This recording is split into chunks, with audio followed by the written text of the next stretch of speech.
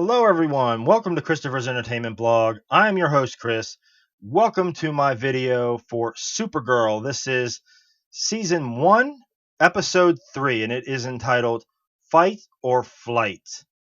So we're finally at the third episode for Supergirl, and the show is coming along slowly. And I liked this episode. I liked it. I thought it was fun. I actually liked last week's a little better, but you know we're trying they're trying to establish um Supergirl, like where's her place in this world with Superman. They're trying to establish that, and in the process they're actually kind of hitting you over the head a little bit, with everything that's going on. Oh, she wants to do things for herself, and um she don't want people doubting her. We got that several times in this episode. We got the overuse of the word cousin. It start for me. I don't usually get annoyed by a lot of things in episodes or whatever. I'm usually I try to keep an open mind with movies and shows and whatever, and to try to look at a different point of view. But for me, it's just like, wow, they are oversaturating the word cousin. The word cousin. It's like, my cousin did this. My cousin did that. I mean, why do I need the help of my cousin? Superman. It's just like, okay, let's wrangle it in a little bit. Let's cut back on the word cousin. Can we just cut out Superman? Okay, it's all right to have him there occasionally, maybe have the word Superman. But saying, my cousin did this, why can't they look at me as the same way they do my cousin? I mean, they need to just slow up on the word cousin. It's starting to get a little annoying. If they would do that, the show would be a lot better, for me. I mean, but other than that, I mean, I still thought it was a fun episode.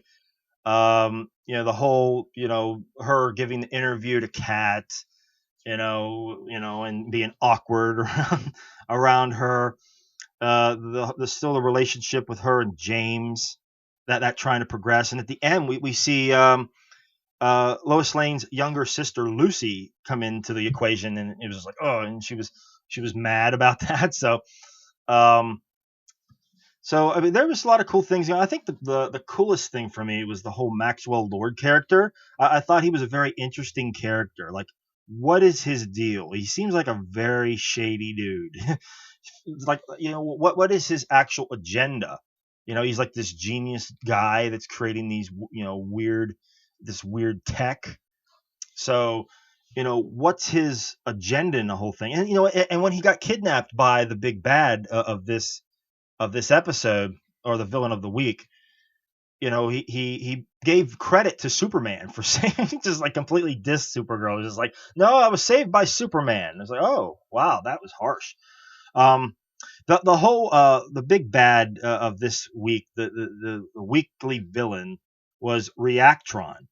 I got to tell you, that guy, he was kind of lame.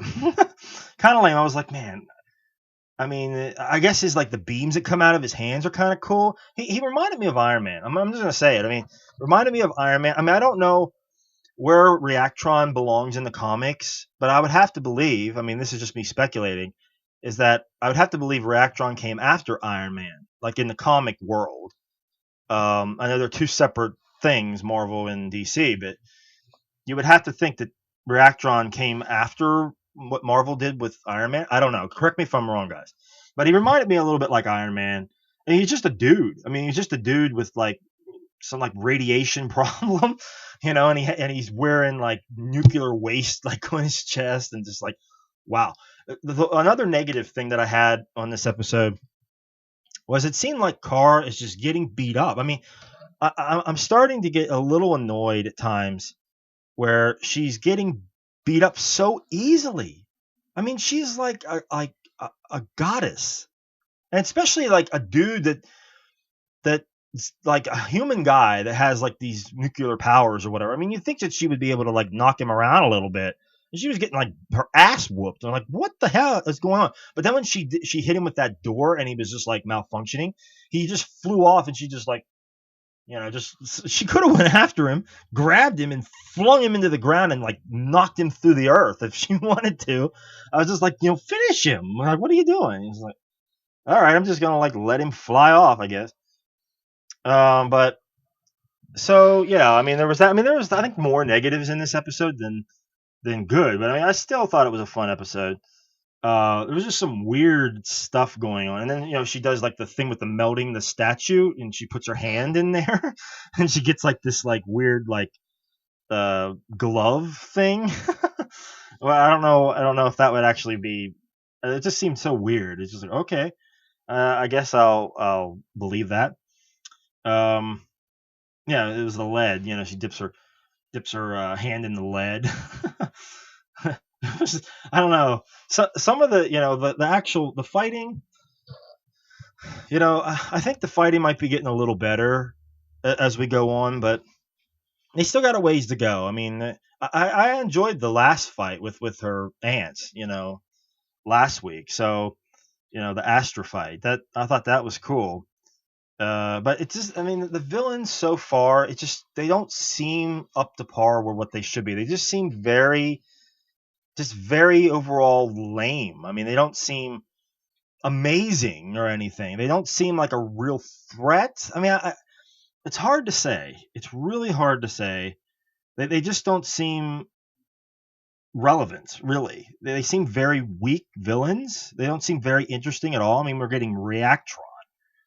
I mean, I've never even heard of Reactron in my life.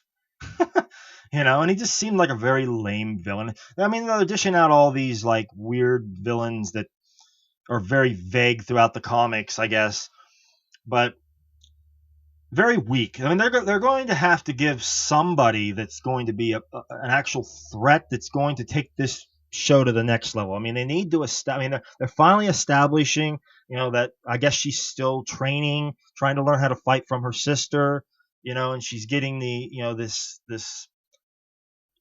She's fighting these other weaker villains here and there. She's doing all this other stuff. She's trying to get, where she needs to be. Uh, so I'm hoping they're getting that established and getting that out of the way. That, hey, we don't need Superman. She's Supergirl. She can do this on her own, and move on from there and actually get going with it. I mean, it's like they're really dragging it out a little bit, and they're hopefully we'll get things stabilized here, and then the rest of the season. Because I mean, how many episodes have they got? Like 20 or something. So I mean, they got a ways to go. So hopefully we can get um, establish a really cool villain in the next 3-4 episodes down the line here, that we can actually get something to hook us into the show. Because right now, I mean, there's just some things, some lame villains, and she's upset about people not respecting her or whatever, and calling in Superman all the time. She was upset with James about that, about her calling in Superman when she felt like she didn't need it, but she was about to die. So I think that was justified, that she needs help. I mean, last week she said she wants to have her friends. She don't want to do it alone. So I mean, I really didn't see the problem calling in Superman to help her out. But she was pissed at James and going off on him, like, what, why do you do that? Get out. And I'm just like, whoa, calm down. I mean, he was worried. Just chill. So that was a kind of a negative too. It's like, why are you like pissed at him? It's just like, he was trying to help you. But that watch was cool too. It was just like this like weird like Dick Tracy watch that he presses for. It's got like a giant S inside, and he uses it to call Superman. It's just like, wow, all right. But and then the thing, who was the Henshaw? The thing with Henshaw, that was another thing that was kind of weird. Like his eyes are glowing last week, and then they glow again, and he's just like, it's like nothing really became of that. It's just like, who is this guy? But so there's some weird things going on with this show that they need to stabilize and try to hook people in because right now it's kind of just like it's uneven flow. It's just like what's happening. But yeah, guys, even with all the flaws, I still thought it was a fun episode, and hopefully we'll get over this hill of these weird villains and this weird subplots that are happening going on here, and hopefully we'll get her established as this strong goddess, superhero that she can just go out there and just start kicking ass. And it seems like her friends. Who was the guy? Oh, what's her friend's name again? Let's see. Win. That's it. Win. He's got like this. They got this base now, and he's just like, you go in there, and he's got like all these computers set up, and he's like this super like computer guy. I was like, wow, where did this come from? So I mean, they have a base. I mean, it seems like a lot of these, the superhero shows. I mean, they have a team, they have a base, they have a lot of computers, a lot of tech to where they can find out what's going on throughout the city and whatever. So I mean, we're seeing a formula going on here. I mean, you have that with other shows like Arrow and The Flash. I mean, they have a team, they have a base, they have computers, they have a place of operations, and it seems like now that place is going to be her base of operations. And she's got her team. She's got James. She's got Win. She's got her sister involved, Henshaw. She's got the whole this whole other the DEO in back of her. So there's a lot of us to establish here. I mean, we have to establish her and her powers and her all these other people. So it can be kind of difficult. So hopefully in the next 5 or 6 episodes we'll start to establish some really good episodes. I mean, really strong episodes, really strong villain. So yeah, guys, fun episode, but it could have been better. There was a lot of negatives in there, some weird stuff happening. But although I thought Kat was Calista Flockhart, she's great. I liked her and the whole Maxwell Lord dancing thing and that whole tension there. That maybe there was something else going on there between them. So maybe we'll get that down the line. That was kind of cool. So but yeah, guys, fun episode. If there's anything I might have missed, please let me know, guys. Anything I might have missed that you guys want to touch on, good or bad, please write in the comments below. Also, if you could give a like, I would appreciate it. But that will do it for me for this video, guys. I am Chris for Christopher's Entertainment Blog. Thanks a lot, guys. Take it easy.